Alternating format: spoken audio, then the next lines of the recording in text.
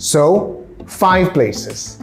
First, someone you know, family, friends, and remember, you have 20 minutes video to send to them with everything that they need to know to follow you with the combinations videos.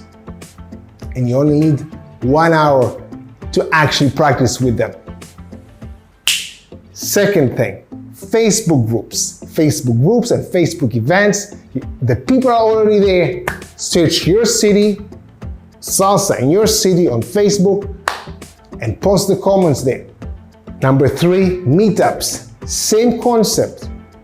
You go to the website and you search Salsa in your city. You join the groups, you join the meetups, and you start a discussion, you post a comment, and you ask if people want to practice with you. The 4th idea, go to a regular class where you're actually dancing with the girls. You probably end up dancing with all the girls in the class because usually they rotate with your partners. So you end up dancing with each one of them.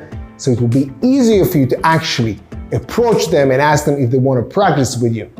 And the 5th idea, you can, instead of asking one girl to practice with you later, you can actually ask a few people and create a group, guys and girls. Then you'll be much more comfortable to practice with you because this is in the context of the group. So 5 ideas, 5 places, no excuses. Find your partner.